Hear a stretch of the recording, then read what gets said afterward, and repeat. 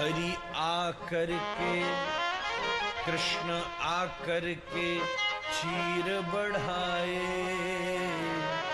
हरि भागे चले आए। जिसने हरि गुण गाए, हरि भागे चले। जय श्री कृष्णा, राधे राधे। मेरा नाम नीलेश दुबे है और आज हम एक अत्यधिक अद्भुत प्रसंग आप सबके सामने लेके आए हैं। इसका वैसे एक पार्ट और है। इससे पहले मैं बता ही चुका हूँ कि और कौन कौन थे जिन्होंने वेद व्यास जी से इस कलयुग में मतलब सब ने दर्शन किए, उनसे मिला, उनसे बात की, उनसे शिक्षाएं ली। इसका मैंने वीडियो पहले से ही बना रखा है। ये उसका दूसरा भाग है। जैसा कि आप लोग जानते हैं कि भगवान वेद व्यास भी आज भी जीवित हैं, क्योंकि उनको भविष्य में भगवान कल्कि को सही मार्ग में उनको प्रदर्शित करना है। इसके लिए वह आज भी इस घोर कलयुग में जीवित हैं और समय समय पर वह जो है इस धरती पे अपने दर्शन देते रहते हैं। मैं आज एक ऐसे संत की बात करने जा रहा हूँ जिन्होंने इस घोर कलिकाल में सबके सामने भगवान वेद व्यास को प्रकट किया, और प्रकट ही नहीं किया, उनसे बात भी की।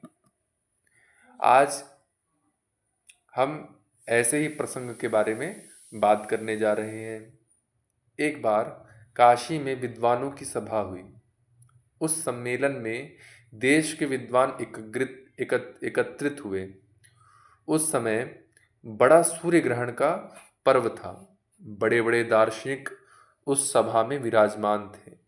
उस सभा में प्रवचन में किसी ने अद्वैत का, किसी ने द्वैत का, किसी ने शुद्ध अद्वैत का प्रतिपादन किया, किसी ने द्वैताद्वैत तथा किसी ने जड़वाद का पक्ष लिया। सब ने अपने अपने पक्ष को लेकर वाद विवाद ऐसा आरंभ किया जैसे कि युद्ध होता हो, परंतु विवाद में कोई निर्णय नहीं हो सका। सब झगड़ते झगड़ते थक गए।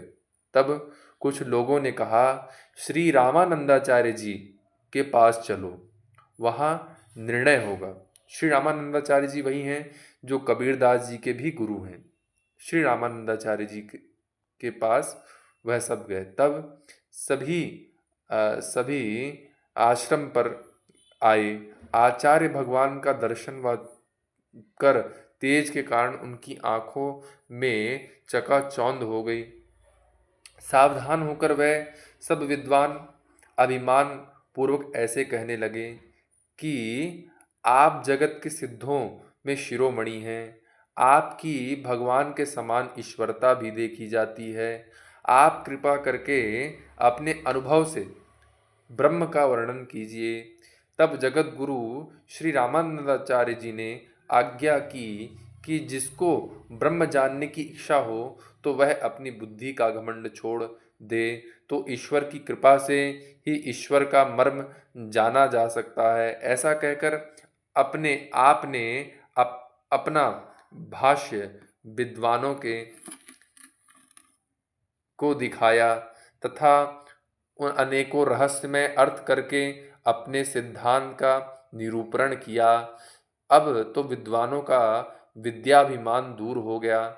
जैसे वैराग्य के उदय होने पर जगत का मोह नष्ट हो जाता है, फिर भी तर्क में प्रवीण पंडित जन कहने लगे कि क्या ब्रह्म सूत्र के रचने वाले वेद व्यास का यही मत था। हमें पूर्ण संतोष हो सके ऐसा कुछ उपाय कीजिए। आप हमारे तर्क पर अप्रसन्न मत होना।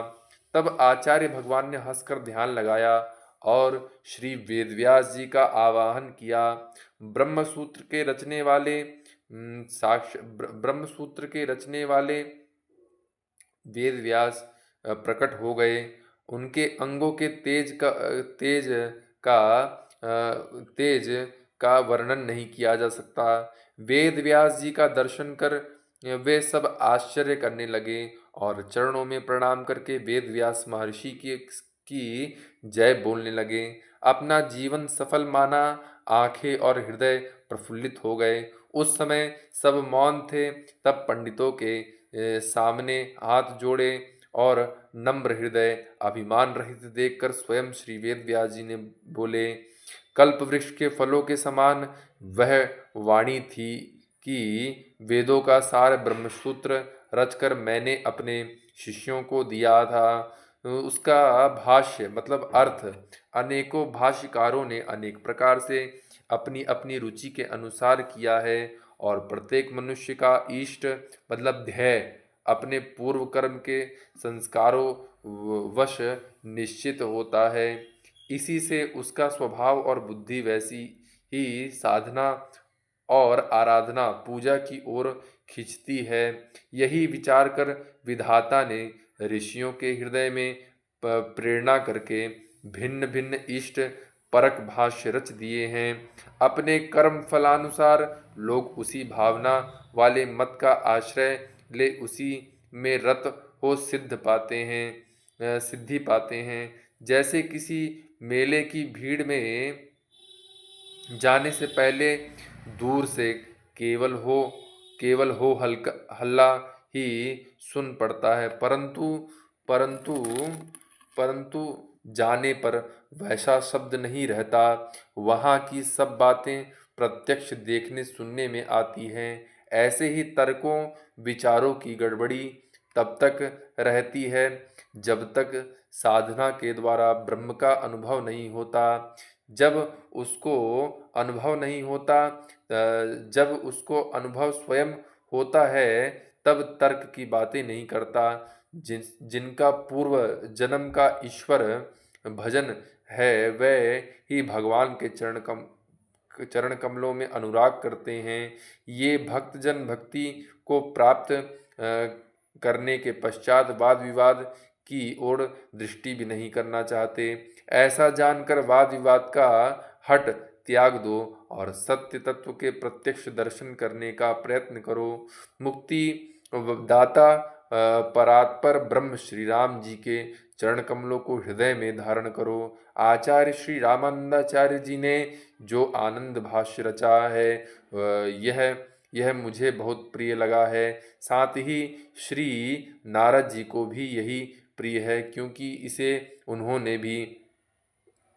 ही लिखवाया है। इसमें जो कुछ भी लिखा है उसी सिद्धांत को सत्य मानकर वाद विवाद की लड़ाई छोड़कर वास्तविकता की पहचान करो। श्री व्यास जी के इस अमृतमय सुंदर भाषण को सुनकर सभी विद्वान आनंदित हो उठे।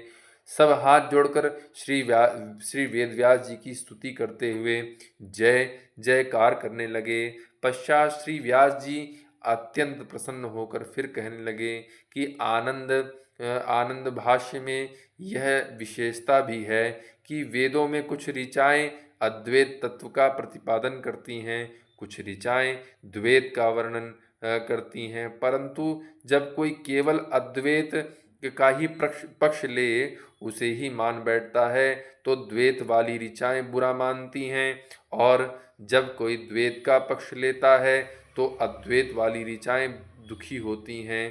परंतु इस विशिष्टाद्वैत के सबको प्रसन्नता हो जाती है तथा तीनों तत्व भी आनंदित होते हैं, क्योंकि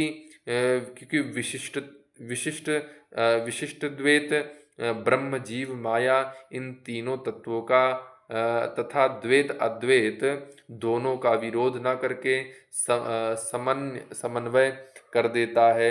श्री व्यास जी का यह वचन सुनते ही भक्तजनों का मन ऐसे ही आनंदित हुआ जैसे मेघ का शब्द सुन मोर आनंदित हो जाते हैं। आकाश से देवता जय जय श्री रामानंदाचार्य की कहकर फूल बरसाने लगे। उसी समय सहसा श्री वेदव्यास जी अंतर्ध्यान हो गए। वे विद्वान पंडित आचार्य की शरणागति स्वीकार कर अपने अपने स्थानों को चले गए। एक दिन नंदाचार्य जी आकर आचार्य भगवान से कहने लगे, हे प्रभु, इस समय संसार में बड़ा अधर्म बढ़ रहा है, अनेक पाखंड मत फैल रहे हैं। आप कृपा करके उन दुष्टों का अन्याय दूर करने के लिए सारे भारत में दिग्विजय के लिए यात्रा करें। इसी प्रकार से यह अद्भुत प्रसंग मैंने आपको सुनाया है, जिसमें भगवान वेद व्यास जी ने स्वयं प्रकट होकर के अपनी सम्मति दी है। यह काशी की घटना और बड़ी अद्भुत घटना है अपने समय की। इसी प्रकार के अद्भुत प्रसंग एवं कथाएं सुनने के लिए आप मेरे चैनल को लाइक करें, सब्सक्राइब करें और शेयर करें। तब तक के लिए जय श्री कृष्णा, राधे राधे।